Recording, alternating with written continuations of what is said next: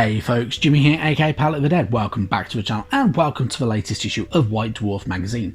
Now, as per usual with all these videos, if you like them, hit the like button, subscribe to the channel if you haven't already, and of course drop a comment down below. I love hearing back from you guys and it goes a massive way to help the channel too. Now, this month we're on issue 478 of White Dwarf. It's adorned by a Tau Pathfinder or Tau Fire Warrior, whichever one you want to call them, but one of the Tau Warriors. Really cool. And it's nice to see some more artwork for them. But without further ado, let's jump into the issue. So of course, starting off in one of my favourite sections of the magazine, the contact section, we have some really cool minis on here. So we have a very cool looking Blood Angels Chaplain on bike. The base is actually really cool. I like that base. It's done very well, having a kind of unique look to it. Looks fantastic. We also have a really cool Galen and Doralia Vendenst down at the bottom here, as well, the Witch Hunters from Age of Sigmar. And then we also have a Harlequin Solitaire, Shadow Seer and Death Jester as well, all very nicely painted and all look really cool and really good stuff. Then we have a really interesting Kragnos, which is a very unique way of painting it. I think it looks very different. It looks really detailed, really different, and yeah, just very interesting. It's a nice different way of painting it up, which looks quite interesting and quite cool. Then we also have one of the questions for being the good old Beast Snaggers, good old Orcs from 40k, which look really cool and just reminds me of Horizon Zero Dawn. We also have some Death Rattle Skeletons just up at the top here as well from the good old Soulblight Gravelords range. And then we have some awesome Adeptus Mechanicus units. They look great. They look absolutely brilliant. Very nicely painted. Yeah, just really good fun. Really cool. I do genuinely like them. It's a very nice paint scheme. Very well done. And yeah, very enjoyable. So yeah, really good stuff. And as per usual, yeah, kind of inspiring at the same time to paint up different ways for different units. Into the 41st millennium, and we have a very healthy dose of Kill Team goodness in these pages. So just like what we've done with the Tales of Four Warlords, they're doing 5 members of the White Dwarf team are going through Kill Team.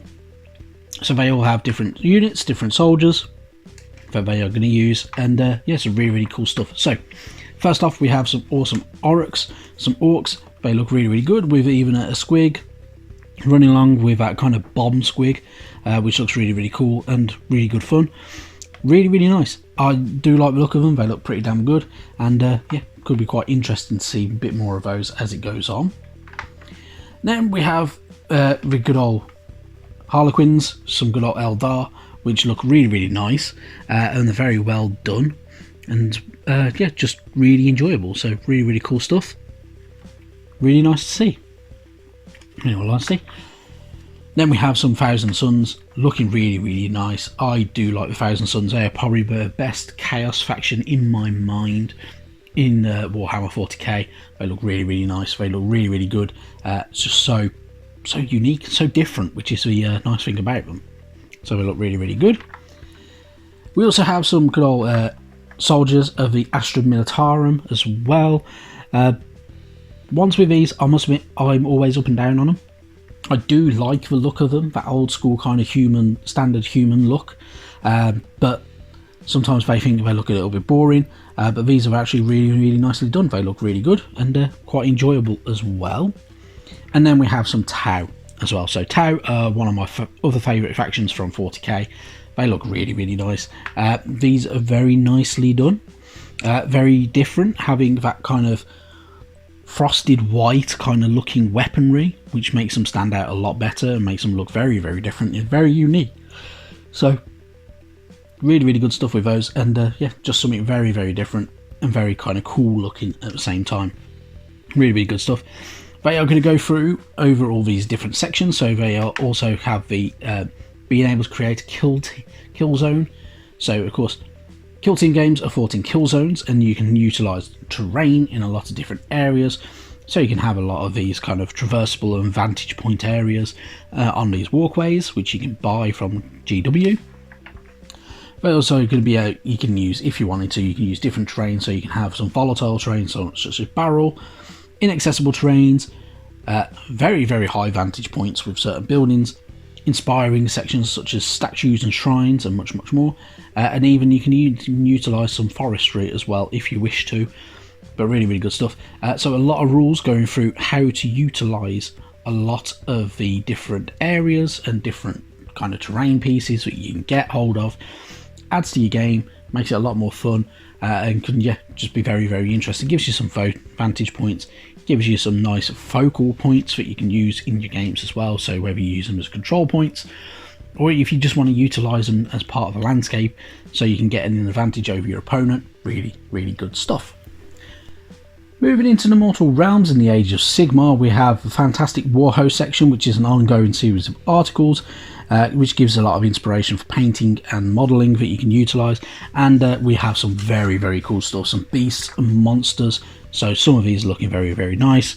There are some awesome conversions, such as this mutated dragon with 3 heads. So it's got the Hydra heads from the Darkling Coven's Hydra, and also the new Stormcast Gold Dragon, which looks really, really nice and is pretty damn cool.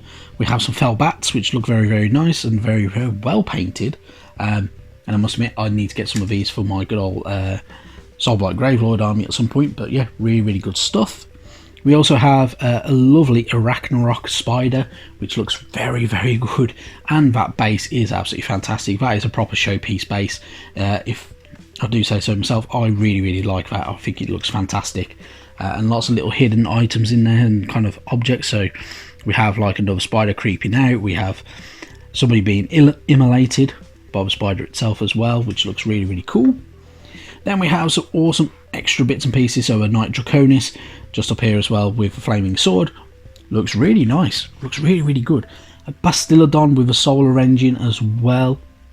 Another unique, favourable bit of piece from the Seraphon army. I do have a soft spot for the Seraphon, even though I don't paint them myself anymore, but really, really good. I really, really like it.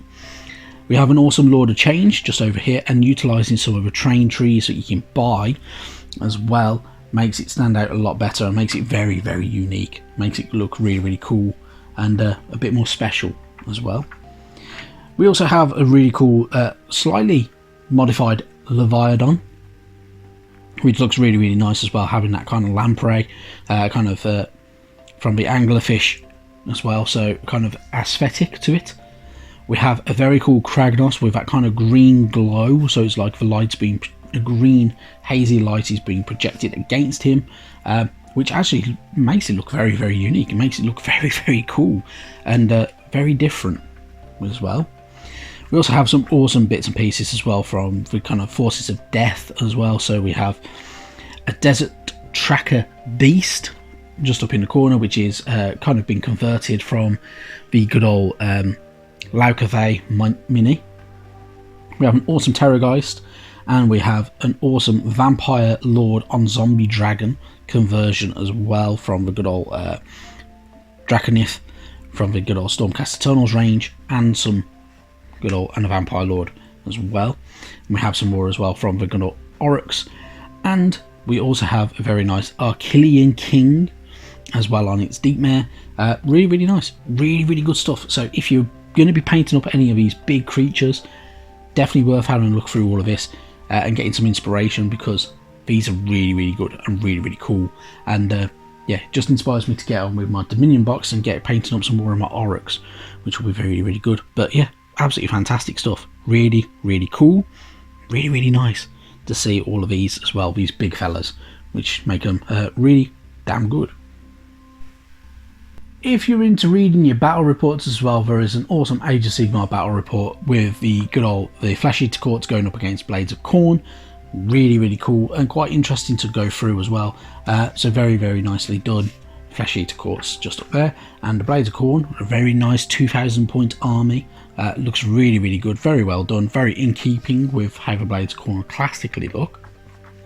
And we also have a just shy of 2,000 points Flesh Eater Courts army with a Mega Gargant involved as well, which makes it look absolutely fantastic, as well as having a Terrorgeist and Zombie Dragon involved in it, which make them look really, really nice. Really, really cool. enjoyable, absolutely fantastic. I really like it. I think it's pretty damn good. And I really do like that Mega Gargant looking like it's part of the Forces of Death. Makes it stand out, makes it look really nice, makes it very different. The battle report itself is very straightforward. It's really quite interesting to see, and searching through the Amber Bone and kind of going through different zones that they can control, as well as having that kind of full-on scrap, makes them look really good. And it's just an enjoyable battle report to read. I really did actually enjoy it myself, and I don't really normally read battle reports, so this is actually definitely one to have a flick through and a bit of a read up of. A bit further towards the back of the magazine, we also have a nice section on the Horus Heresy as well. So the 41st millennium obviously not being the only place where Space Marines encountered, and the Horus Heresy being the traitor legions going up against the Sons of the Emperor and all the different Primarchs. Really cool stuff. So if you are going to be going through the Horus Heresy and you need a bit of inspiration, these pages are actually really good and just up your alley. This will give you some very good painting tips, whether you're going for some good old style Raven Guard, if you're going for some good old Space Wolves, which are really cool, and I must admit one of my favourite factions ever to exist, or if you want to do the Sons of Horus, or even your old school Dark Angels. So before they turned them into the green Dark Angels, they were in black armor, which looks really cool and very different and quite interesting. We also have some other bits and pieces as well, so the Iron Warriors, the Death Guard army as well, so Nurgle's kind of chosen and kind of making their appearance in there as well, and a lot of good photos. So if you need a few painting tips, these are the pages for you for your old Horus Heresy stuff, and some very nicely well painted bits and pieces, including Horus, the War Master, the Primarch of the Sons of Horus, of course, and a lot of the other legions. Really nicely well painted minis. Very good stuff. Quite enjoyable. Definitely nice looking over them, because there's a lot of little painting tips you can pick up from these pages just to get you going if you're going to be painting up the Horus Heresy stuff. But yeah, really good stuff. And finally, we have the inside of the studio at the very end. Of course, I have skipped a few bits, so there is some Middle-earth stuff in the pages, as well as some Underworlds and some other bits and pieces as well, some really cool fiction. Definitely worth looking through.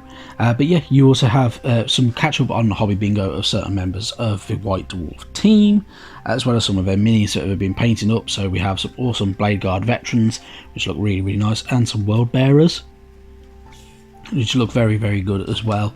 And we also have a lot more to come up with as well. So we have some awesome Necrons, which look absolutely fantastic, and we have a nice bunch of Soulblight Gravelords, one of my favourite factions from the Age of Sigmar. Really nice and well painted, and look very different from the usual, which is pretty damn good. But yeah, really good stuff. The next issue's on sale on the 19th of August, and with that being said, I'm off to enjoy the nice weather. Thank you very much for watching, and I'll catch you sometime soon. Bye bye now.